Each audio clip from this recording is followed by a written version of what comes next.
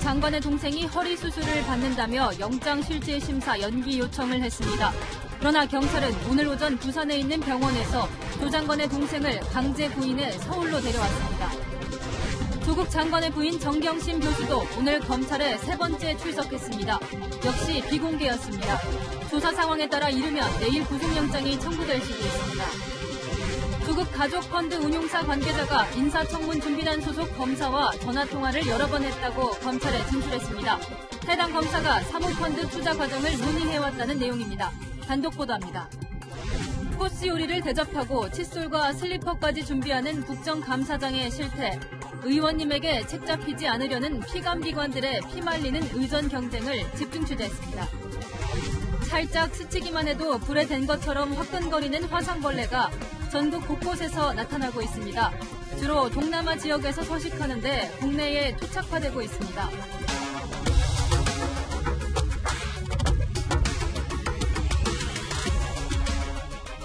오늘로 조국 법무부 장관이 취임 한 달을 맞았습니다. 그런데 공교롭게도 오늘 조 장관 동생은 법원에서 구속 여부가 결정되고 조 장관 부인은 검찰에서 소환 조사를 받고 있습니다. 동생과 부인이 칼날대에 선 오늘 조 장관은 검찰 개혁안을 발표했습니다. 차례대로 소식 전해드리겠습니다. 먼저 서울중앙지방법원으로 가보겠습니다. 안봉임 기자, 조 장관 동생 구속 여부가 언제쯤 결정날 것 같습니까? 조 장관의 동생 조모 씨에 대한 구속영장 발부 여부는 이르면 오늘 밤 결정될 걸로 보입니다.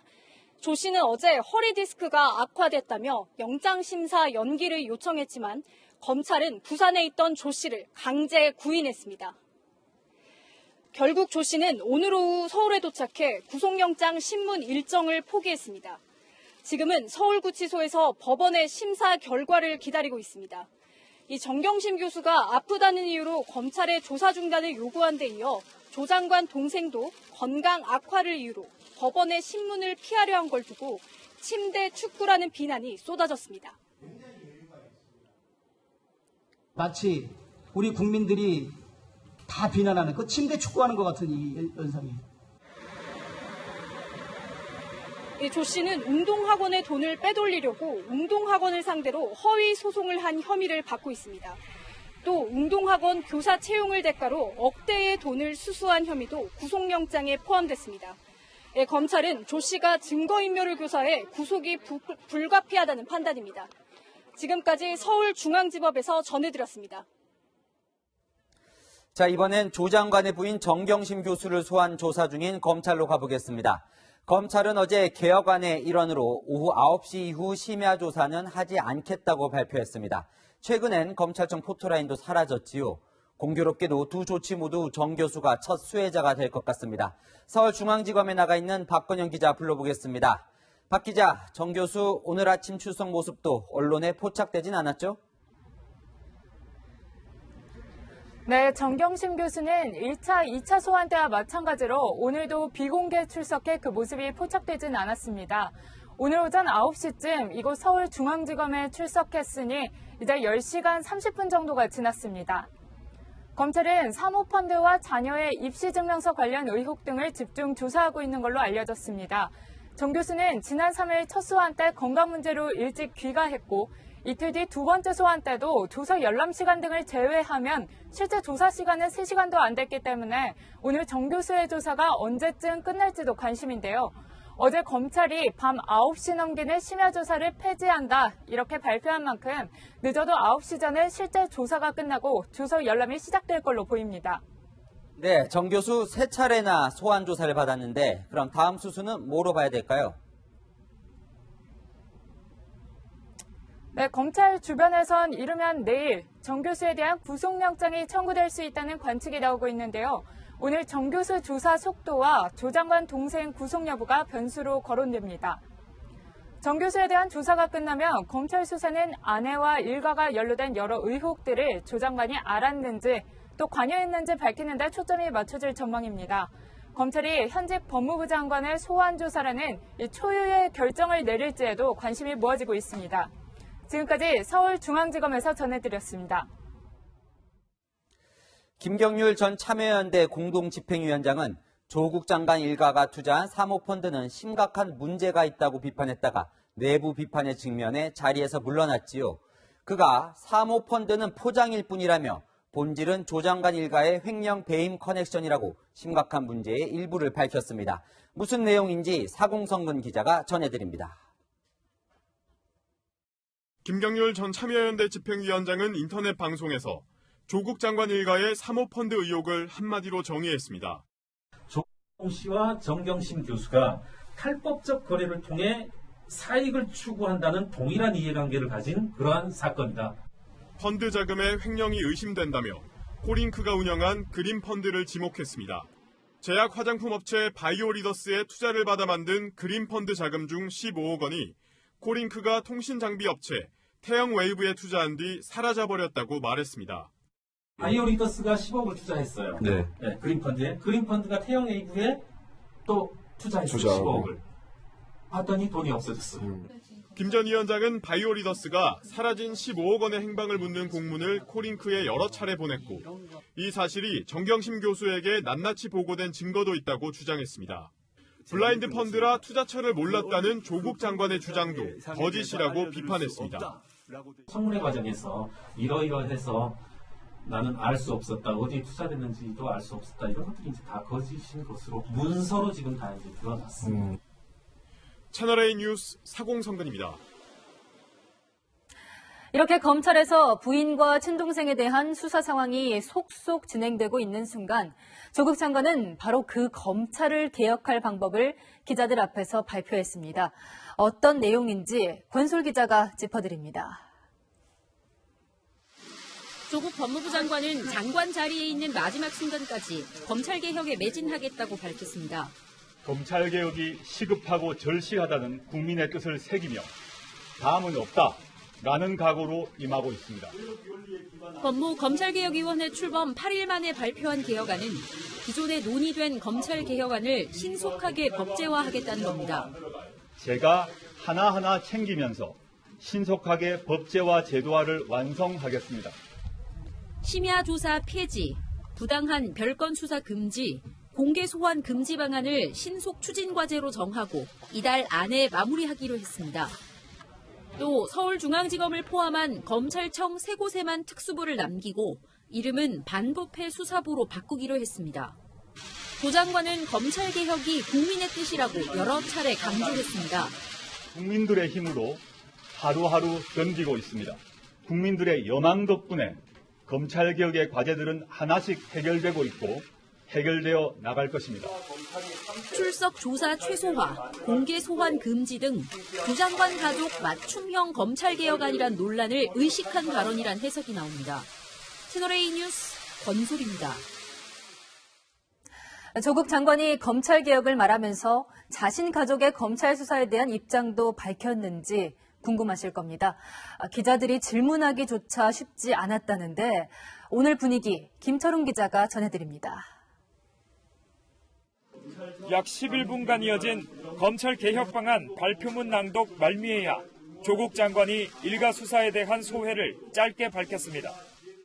사실 매일매일 순간순간 고통스럽고 힘들 때가 많습니다. 감당해야 할 것을 감당하겠습니다. 곧이어 카메라 기자들은 회견장에서 퇴장해야 했습니다.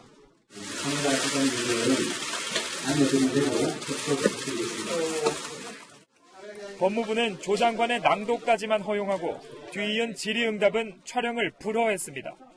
남겨진 기자들에게도 법무부의 특별한 당부가 있었습니다.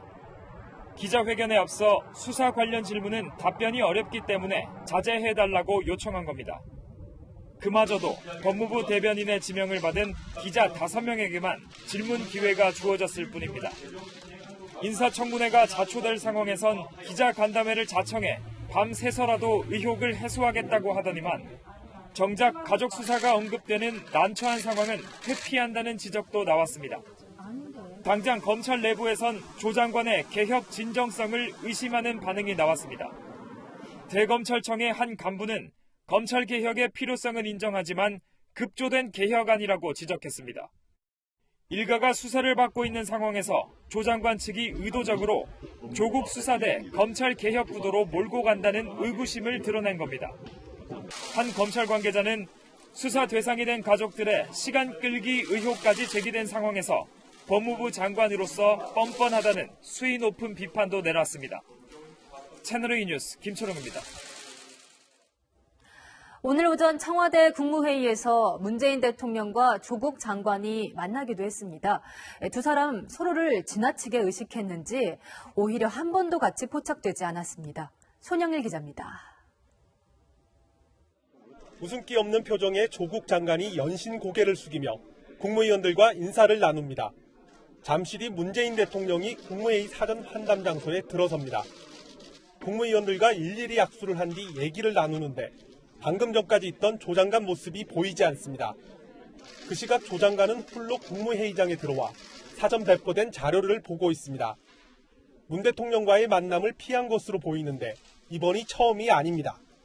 조 장관은 지난달 10일 임명 직후 한국과학기술연구원에서 열린 첫 국무회의에서도 환담에 참석하지 않고 혼자 회의장에서 대기했습니다. 대통령이 정치적으로 공경에 처한 상황에서 함께 언론에 노출되는 게 부담스러웠을 거란 관측이 나옵니다. 문 대통령 역시 국무회의에서 조 장관 문제를 언급하지 않았습니다. 당정 협의와 대국회 설득 등을 통해 조속한 입법을 위해 최선을 다해주기 바랍니다. 청와대는 문 대통령이 어제 광화문 서초동 집회에 대한 입장을 밝힌 만큼 당분간 추가 메시지는 없을 거라고 설명했습니다. 채널A 뉴스 손영일입니다.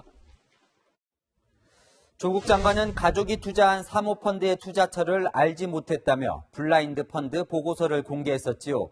그런데 검찰은 최근 코링크피 관계자와 조 장관의 인사청문회 준비단 소속 검사가 여러 차례 통화한 내용을 확보한 것으로 전해졌습니다. 조 장관이 블라인드 보고서 수정에 개입했는지 여부를 수사 중입니다. 최주연 기자의 단독 보도입니다. 검찰은 최근 조국 가족펀드 운용사인 코링크피 관계자들을 동시에 불러 대질 신문한 것으로 전해졌습니다. 조 장관이 청문회에서 제시한 코링크 운영연항 보고서 작성 과정을 확인하기 위해서입니다. 검찰은 이들을 상대로 보고서가 조 장관 측에 전달되는 과정을 집중 조사했습니다. 코링크 관계자들이 보고서를 조국 장관 부부에게 전달한 과정을 포함해 블라인드 펀드라는 문구를 넣은 보고서가 코링크 이모 대표를 거쳐 청문회 준비단 소속 A검사에게 전달된 정황을 조사한 겁니다. 검찰은 이 대표와 A검사가 여러 차례 통화한 기록도 확보한 것으로 알려졌습니다. 이 대표는 검찰에서 8월 중순부터 A검사가 사모펀드 투자 과정 등을 문의해왔다고 진술한 것으로 전해졌습니다. 8월 중순은 조 장관 일가의 사모펀드 불법 투자 의혹이 처음 불거진 때입니다. 수사받은 업무의 본인을 투자하신 판단 기가 무엇인가요? 국회 청문회에서 소상히다 답변드리겠습니다. 법무부는 A검사가 업무 목적 외에 연락한 적 없다며 보고서 작성에 개입한 적도 없다고 밝혔습니다. 채널A 뉴스 최주연입니다. 공직자가 되기 힘들다. 조국 장관이 자신에게 이런 심경을 밝혔다고 조 장관의 가족 자산관리사 김모 씨가 검찰에서 진술한 것으로 전해졌습니다. 검찰은 김 씨를 다시 불러 조사 중입니다. 백승우 기자입니다. 검찰이 조국 법무부 장관 일가에 대한 첫 압수수색을 벌인 뒤 사흘이 지난 8월 30일 조 장관 일가의 자산관리를 맡아온 증권사 직원 김모 씨는 조 장관의 자택을 방문했던 것으로 전해졌습니다. 조 장관의 부인 정경심 교수의 변호사 사무실에서 정 교수와 친동생 정모 씨를 만나 정 교수의 사모펀드 차명투자와 관련한 검찰 조사 대책을 논의한 뒤였습니다. 정 교수로부터 조 장관 가족의 저녁 식사 준비를 부탁받은 김 씨는 설렁탕을 사갔고 조 장관과 단둘이 식사를 한 걸로 알려졌습니다. 김 씨는 이 자리에서 조 장관이 요새 사모펀드를 많이 공부하고 있다며 공직자 되기 힘들다고 얘기했다고 검찰 조사에서 진술한 걸로 전해졌습니다. 검찰은 오늘 김 씨가 근무했던 한국투자증권 목동 PB센터를 추가 압수수색했습니다. 검찰은 정 교수의 사모펀드 자금 투자와 관련한 컴퓨터 하드디스크와 문건 확보에 나선 것으로 알려졌습니다. 조사에서 유의미한 자료 확보했나요?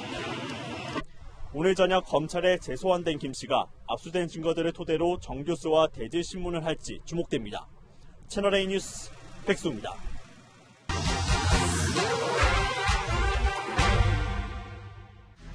장관님 출퇴근에 어김없이 등장하는 관용 차량. 나란 일을 보다 신속하게 처리하라는 뜻에서 190여 명에게만 한정해 전용 차량이 제공되고 있습니다. 그런데 이 관용차, 조국 법무부 장관이 휴일에 다른 공무 없이 오로지 미술관 관람이라는 사적 용도로만 이용했다면 징계할 수 있는 걸까요? 먼저 관용차 사용 매뉴얼부터 따져봤습니다. 장관이나 처장, 차관 등 지정 당사자만 탈 수 있습니다. 배기가스 제한 규정이 사라지면서 이 소형 경차부터 중형차, 고급 세단까지 각 기관장이 재량껏 선택할 수 있습니다. 운전기사도 배정되고요. 업무 외적으로 사용되지 않도록 블랙박스와 주행거리를 기록하는 운행일지도 함께 놓입니다. 여기서 주목할 점은 이 업무 외적 사용은 금지라는 겁니다.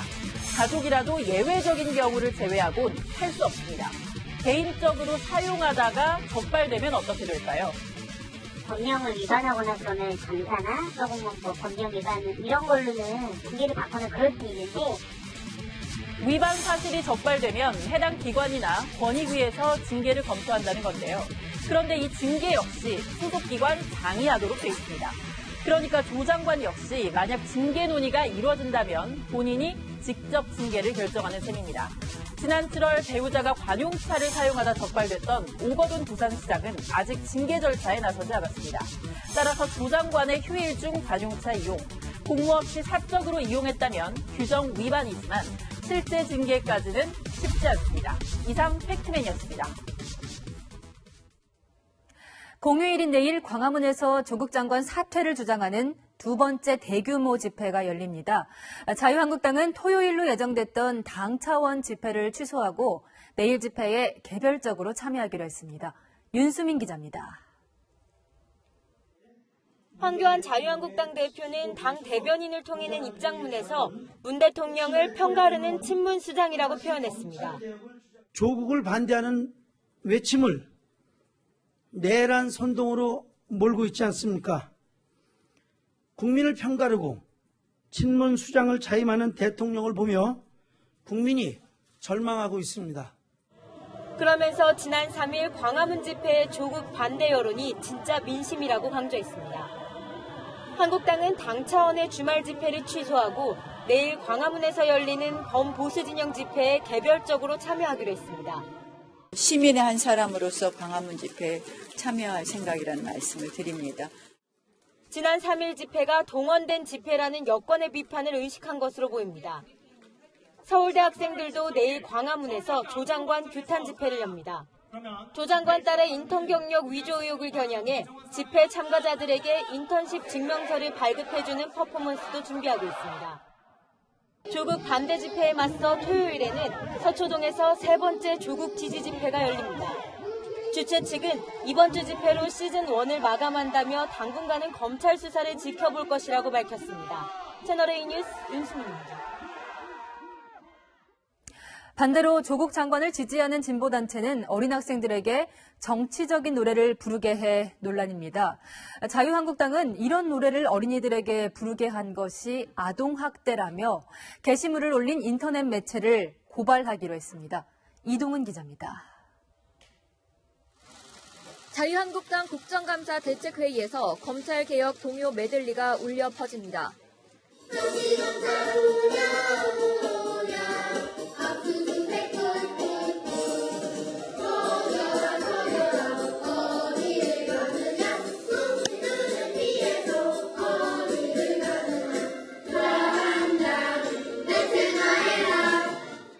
진보 성향 매체인 주권방송이 지난달 30일 유튜브에 게시한 영상입니다.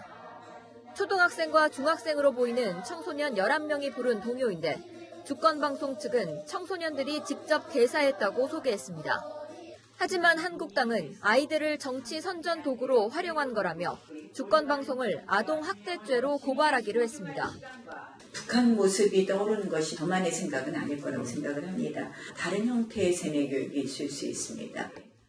또 국회 교육위 여성가족위 국정감사에서 정부를 상대로 문제점을 지적하기로 했습니다.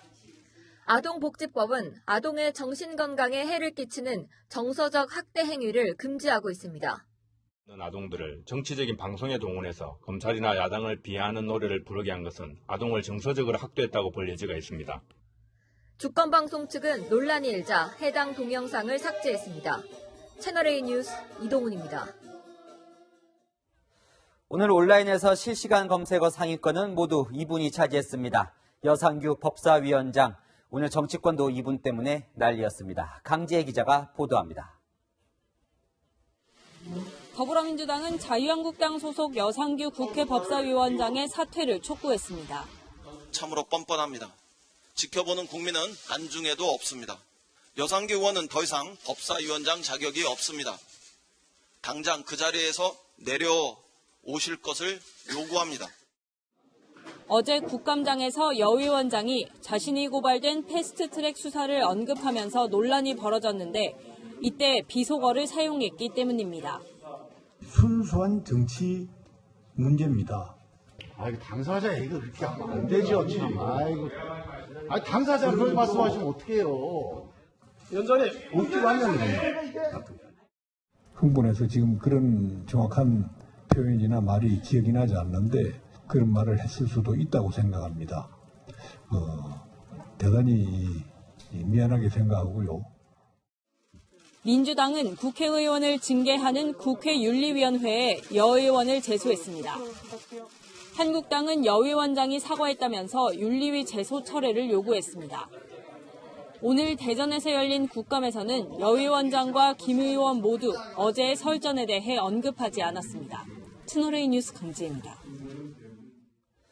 국정감사장에서 존경하는 의원님이라고 했다가 곧이어 삿대질을 하며 욕설하는 모습을 보면 혀를 차게 되지요. 이뿐만이 아닙니다. 국정감사를 받는 기관들은 혹시나 꼬투리라도 잡힐까 경쟁하듯 과잉 의전에 나섭니다. 의원들은 대접을 받는 만큼 열심히 국감에 임하고 있을까요? 이민찬 기자가 국감 그 현장 속으로 들어가 봤습니다.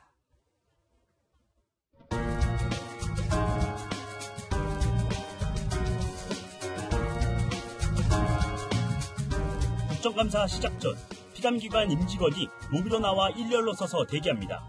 언제부터 들어오시는 거예요? 저희요? 거의 9시부터. 한 젊은 남성 직원은 엘리베이터에서 버튼을 눌러주는 역할을 맡았습니다. 여기 지쳐 올라가겠습니다. 직원 식당 3곳 중 2곳을 통째로 비워 국회의원과 보좌진 전용 식당으로 바꿨습니다. 직원용 식판은 사라지고 대신 국회의원용 코스 요리가 등장했습니다. 국회의원이 식당 하실 수 있도록 제공을 해드립니다. 이제 오늘 같은 날은 죽어도 드시면 밖에 나가서 드시거나. 국회의원 전용 화장실도 생겼습니다. 위치 화장실이 어디예요? 화장실은 2층에 거기 있어요.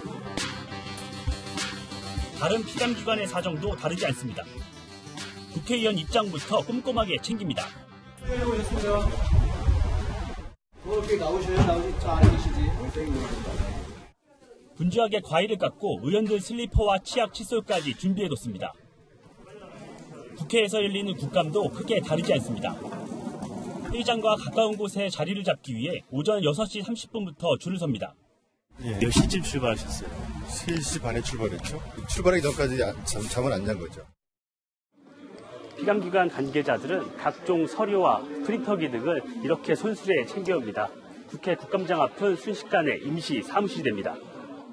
현장에서 질의가 나오면 여기서 바로 질의 작성해가지고 답변자를 넣어드려야 됩니다. 급한 자료 다 잘 준비되셨나요? 네.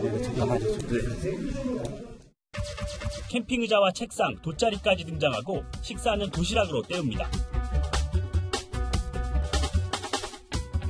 밤 11시, 13시간가량 이어지는 국정감사에 책상 앞에서 졸기도 합니다. 밤새서 준비하고 오시는데 의원님은 질의를 새벽에 이렇게 저는 그 전부터 하는데 이제 어떤 질의를 하실 건지.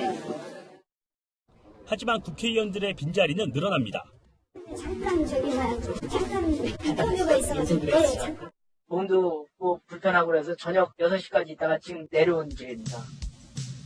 과잉의전과 부실국감이 올해도 반복되고 있습니다. 채널A 뉴스 이민찬입니다.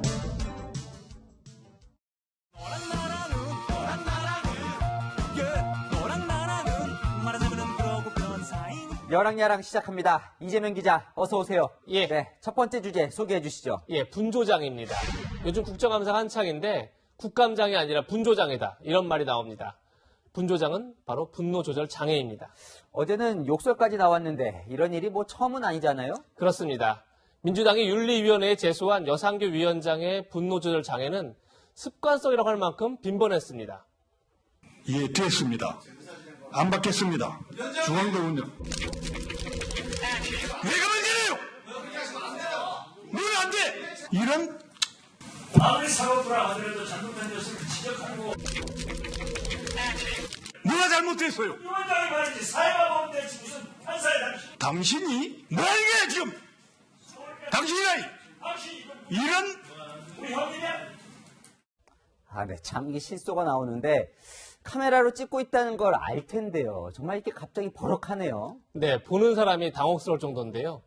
사실 어제 여상규 위원장의 욕설도 문제지만 발언 내용도 심각했습니다. 패스트트랙 사건을 두고 정치의 문제다. 검찰이 함부로 손댈 일이 아니다. 라면서 수사에 외압을 행사한 듯한 발언을 했는데요. 이렇게 되면 또 다른 내로남불이겠죠. 그러자 이인영 민주당 원내대표가 이런 필살기를 선보였습니다. 여상규 의원에게 고스란히 반사해서 돌려주겠습니다. 네, 그런데 문제가 되는 의원이 여상규 위원장만은 아니죠? 네, 맞습니다. 오늘 행정안전위원회 국감에서도 권은희 바른미래당 의원이 조국 장관을 조국 전 민정수석이라고 부른 것을 두고 이런 막말이 오갔습니다. 정말로 그 들떨어진 옛날 정치 좀 난 안 했으면 좋겠어요. 야, 너 뭐라고 얘기했어? 의원님. 아니, 상임위에서 말이야. 이라고나 했었고 나 그. 막말 의원으로 매번 비판받으면서도 같은 실수를 이렇게 반복한 이유 대체 뭘까요? 예, 여상규 의원은 자신이 흥분을 해서 무슨 말을 했는지조차 기억나지 않는다고 했습니다. 그러자 이런 진단까지 나왔습니다.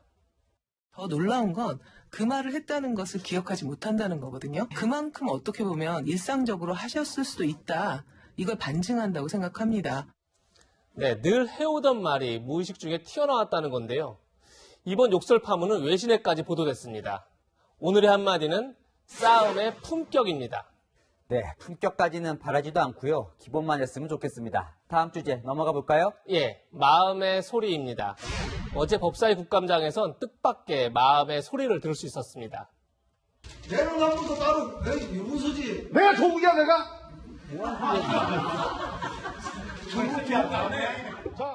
네, 국감장에서 웃음 터지는 모습은 오랜만이네요. 네, 딱 한 사람 김종민 의원만 웃지 않던데요. 야당에서 내로남불을 지적하는데 김 의원이 내가 조국이야? 이렇게 말한 걸 봐서는 김 의원 무의식에 조국 장관은 위선적이다. 뭐 이런 생각을 하고 있는 걸까요? 정치권에서는 종종 뜻하지 않게 마음의 소리를 들을 수 있습니다. 문재인이 되어야 광주의 가치와 호남의 몫을 가져올 수 있습니다. 안철수가 돼야 한다는 것을 제가 일부러 한번 실수를 해봤습니다. 우리나라 발전을 위해서 안철수를 선택해 주시기를 여러분의 애국심 다시 하겠습니다. 여러분 웃기려고 일부러 그랬습니다. 네, 김무성 의원은 안철수 후보가 아니라 이준석 당시 새누리당 후보를 지원하려고 했던 거죠? 네, 맞습니다. 당시 안철수 후보와 경쟁을 하고 있었는데 김 전 대표가 헷갈린 거죠. 하지만 공교롭게도 박지원 의원은 현재 누구보다 문재인 대통령을 옹호하고 있습니다. 또 당시 이준석 후보는 현재 안철수 전 대표가 있는 바른미래당 최고위원이니 마음의 소리대로 움직인 건지도 모르겠네요. 네, 정치인들이 말 한마디의 무게를 느꼈으면 합니다. 지금까지 여랑야랑이었습니다. 네, 스치기만 해도 불에 댄 것처럼 화끈거리는 통증이 생긴다고 해서 화상벌레라고 하는 곤충이 전국 곳곳에서 나타납니다. 전문가들은 절대 손으로 잡지 말라고 합니다. 홍진우 기자가 찾아봤습니다. 빨간 몸통에 검은 줄무늬가 선명한 곤충이 더듬이를 쉼없이 움직입니다.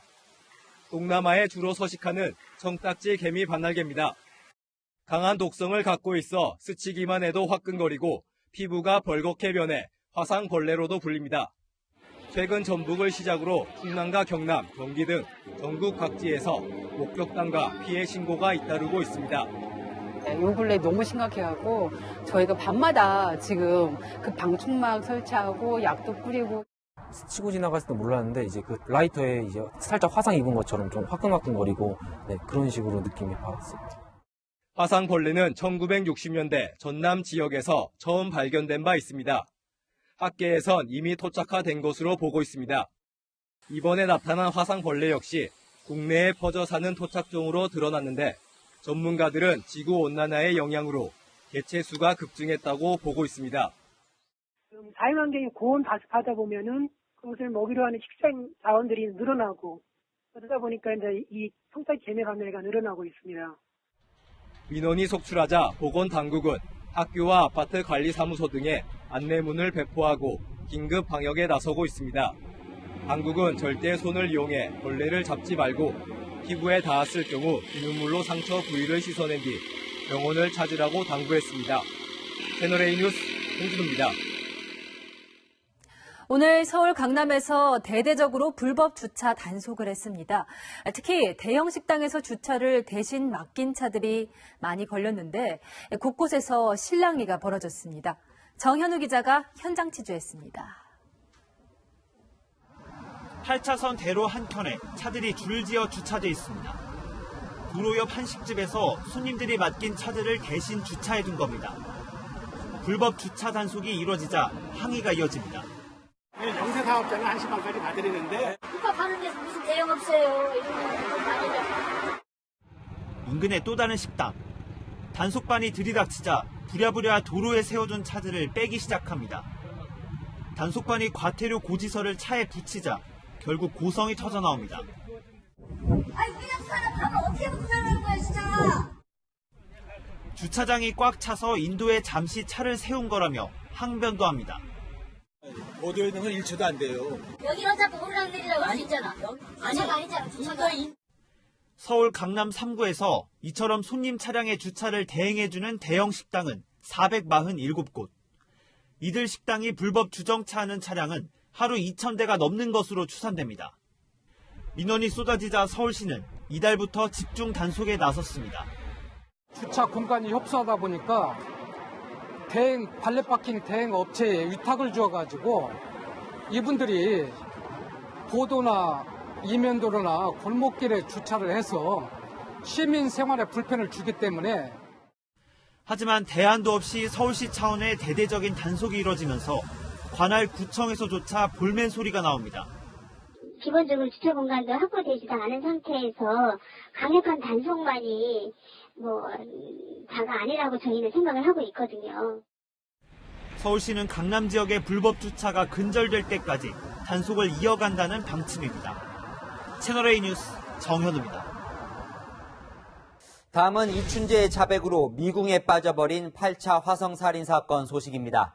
억울한 옥살이를 했을 수도 있는 윤 씨는 수감 중에도 무죄를 주장하며 재심을 준비했던 것으로 확인됐습니다. 또 수사 과정에서 자신을 고문한 형사의 성도 기억하고 있다고 말한 것으로 전해졌습니다. 김단비 기자가 취재했습니다. 화성 8차 사건 진범으로 지목돼 19년간 옥살이를 한 윤모 씨는 1990년 항소심 재판 과정부터 억울하다는 입장을 밝혔습니다. 경찰에게 고문을 당해 허위 자백을 했다는 겁니다. 하지만 재판부는 윤 씨의 주장을 받아들이지 않았습니다. 그런데 수감 중이던 지난 2003년에도 무죄를 주장하며 재심을 준비한 걸로 확인됐습니다. 경찰에 가혹행위가 있었다는 증거를 수집했지만 진범이 범행을 자백하지 않는 한 재심 청구는 힘들 것이란 말에 포기했다는 겁니다. 과거에는 재심을 쉽게 허용을 안 했을 겁니다. 2007년에 발생했던 수원 노숙소년 사건 같은 경우도 재심 청구가 기각됐었습니다. 진범이 없다는 이유였습니다. 윤 씨는 30년이 흐른 지금도 당시 자신을 고문했던 형사들의 성을 기억하고 있는 걸로 알려졌습니다. 재판 과정에서 제대로 된 변호를 받지 못한 정황도 드러났습니다. 항소심 재판에 참여한 국선 변호사는 사건 내용을 모른다며 다른 국선 변호인이 일정이 있어서 결심 공판 변호를 대신 맡은 적이 있는데 그 사건 같다고 밝혔습니다.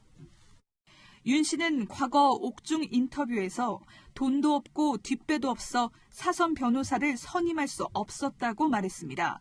채널A 뉴스 김단비입니다.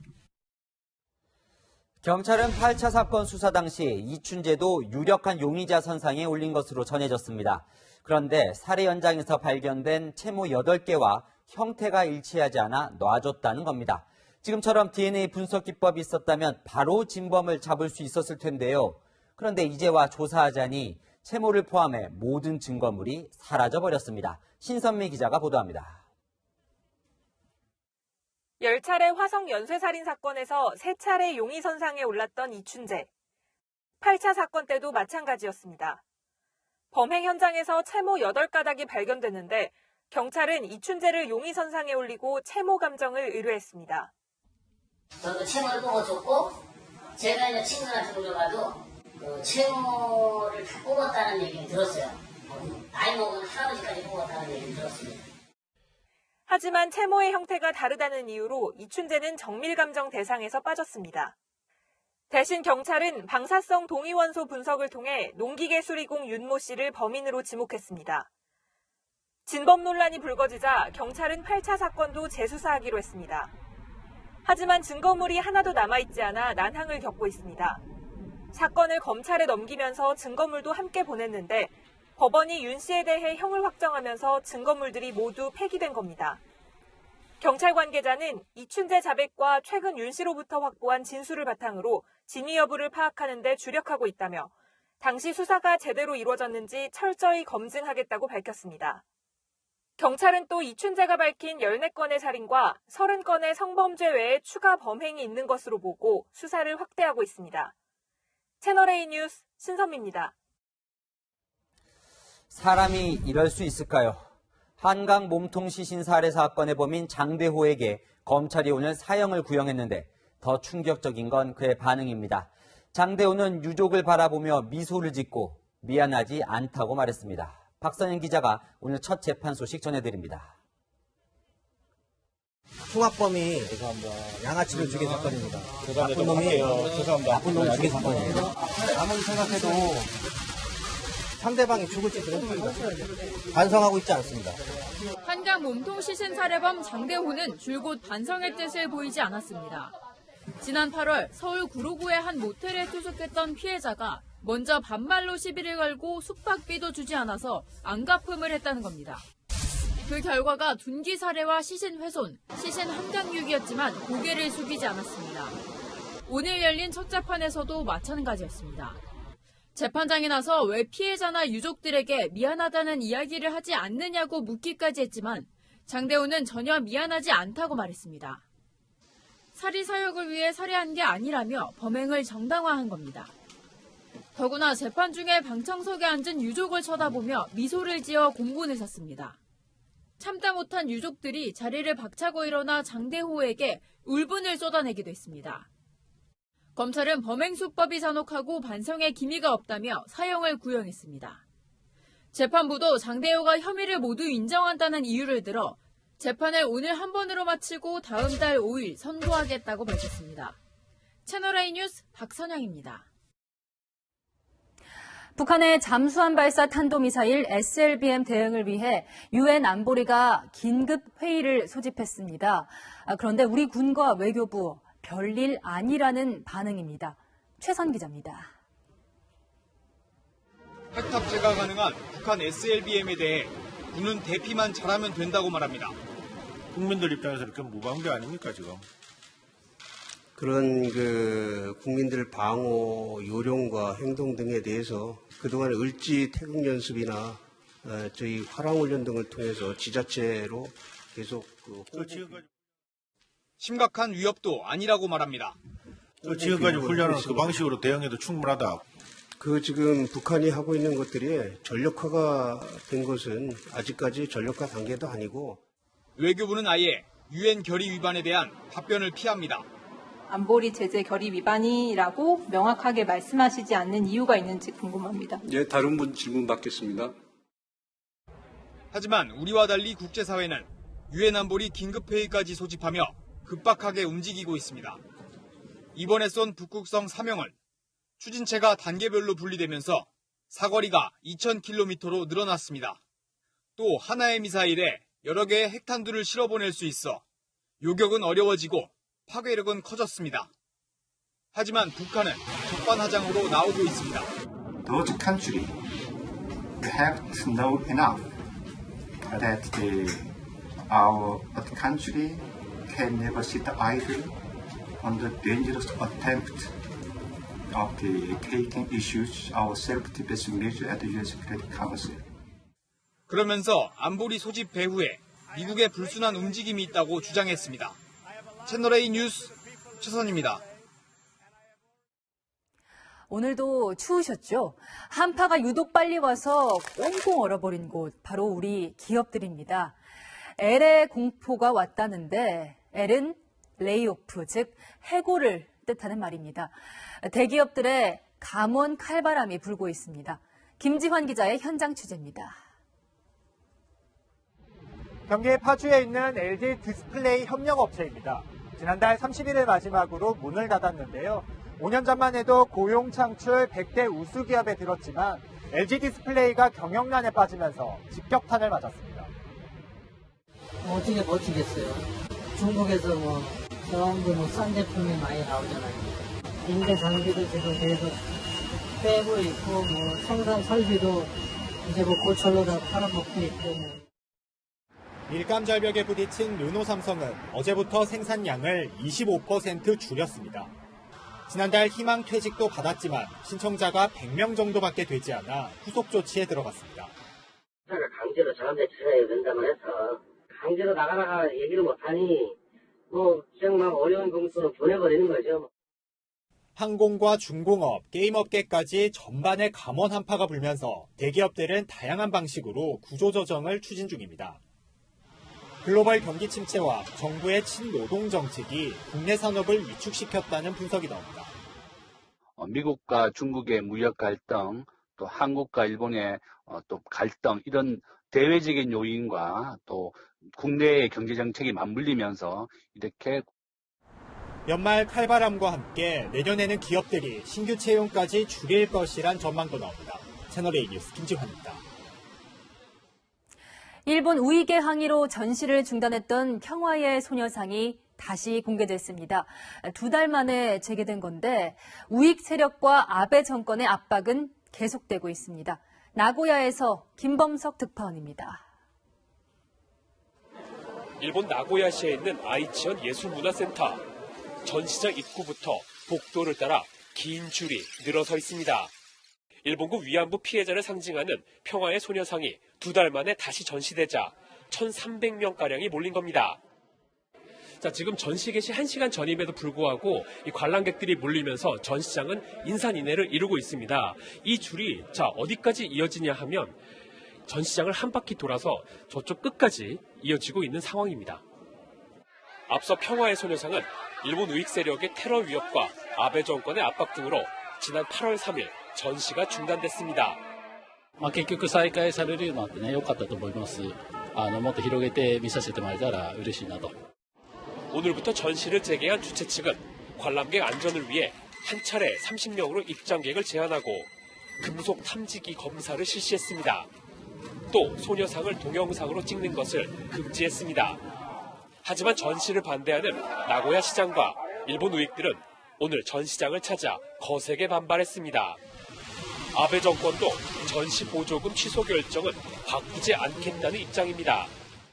すでに候補を決めてますので、方針を変える予定はありません. 이번 전시회는 14일 폐막하기 때문에 평화의 소녀상도 일주일 동안만 공개됩니다. 나고야에서 채널A 뉴스 김범석입니다. 오늘 부산이 뜨겁게 달아올랐습니다. 부산국제영화제를 찾은 티모시 샬라메라는 배우 때문인데요. 아이돌 콘서트장 같았던 현장을 이현용 기자가 전해드립니다. 길바닥에 겹겹이 자리를 펴고 사람들이 줄지어 앉아 있습니다. 이곳 부산 영화의 전당 주변에는 티모시 샬라메를 보기 위한 줄이 길게 늘어섰습니다. 저녁 8시 무대 인사까지는 10시간이나 남았는데요. 줄은 어제 저녁부터 시작됐습니다. 연기도 잘하는데 태도라든지 그냥 그 사람의 인격 자체가 성숙하고 되게 어린데도 자기 일도 되게 열심히 하고 그러는 게 제일 매력이라고 생각해요. 배우 티모시 살라메가 부산에 왔습니다. 콜미 바이 유어 네임으로 23살에 최연소 아카데미 나무주연상 후보에 오른 소녀들의 우상. As Joel said, I'm also a big fan of Korean cinema. I also remember watching the World Cup, which was here in 2002. So I'm very happy to be here. 기장군 해동용궁사에서 사진을 찍고 해운대 근처에선 치킨을 사 먹으며 한국 문화를 즐겼습니다. This question was about chicken, and that was the best fried chicken I've ever had in my life. That's like a dream come true when you want to be an actor when you're a young kid. That's the kind of stuff you dream about. 티모시 샬라메는 더킹 헨리 5세에서 위대한 왕의 복잡한 심리를 섬세하게 연기했습니다. Men whose loyalty I question every waking moment. 부산국제영화제 상영 티켓 온라인 예매분이 1분 21초 만에 매진된 헨리 5세는 다음 달 1일 넷플릭스를 통해 전 세계에 공개됩니다. 채널A 뉴스 이현용입니다.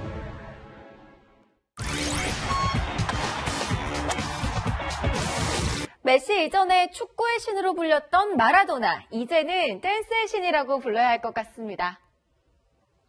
허리와 골반의 현란한 움직임, 58세 디에고 마라도나입니다. 현재 아르헨티나 프로팀 감독인데요. 특유의 다혈질 기질은 여전합니다. 팀 3연패 뒤에 얻은 꿀맛 같은 승리, 그 기쁨은 나이도 무릎 수술도 막을 수 없나 봅니다. 지금까지 스포츠 뉴스였습니다. 10월 초에 벌써 한파특보 소식입니다. 2004년 10월 이후 두 번째로 빨리 내려진 건데요. 경기 동부와 강원 또 경북 지역에 내려졌습니다. 내일 아침은 올가을 들어서 가장 추운 아침이 되겠습니다. 우리나라 북서쪽에서 차가운 공기가 내려오고 있습니다. 많은 지역이 내일 아침 한 자릿수로 떨어지겠고 산간 지역에서는 영하권으로 내려가는 곳도 있겠습니다. 내일 새벽부터 아침 사이에는 내륙에 서리가 내릴 수 있고 한파특보가 내린 지역에서는 얼음까지도 올 수 있습니다. 목요일부터는 다시 이맘때 가을 날씨를 회복하고요. 서울에서는 10월 중순쯤 곱게 물든 단풍을 감상할 수 있겠습니다. 날이 갑작스럽게 쌀쌀해졌습니다. 애써 가꾼 농작물 피해 입지 않도록 미리 살피시기 바랍니다. 지금까지 채널A 뉴스 남혜정입니다. 한글날인 내일 다시 광화문에서 조국 장관의 사퇴를 촉구하는 대규모 집회가 열립니다. 세종대왕은 한글을 창제하면서 우리 민족이 쉽게 소통하고 언어로 하나가 되길 소망했죠. 광화문 광장 한가운데 동상으로 앉아있는 세종대왕은 지금 우리나라의 상황을 어떻게 보고 있을까요? 내일도 뉴스A입니다.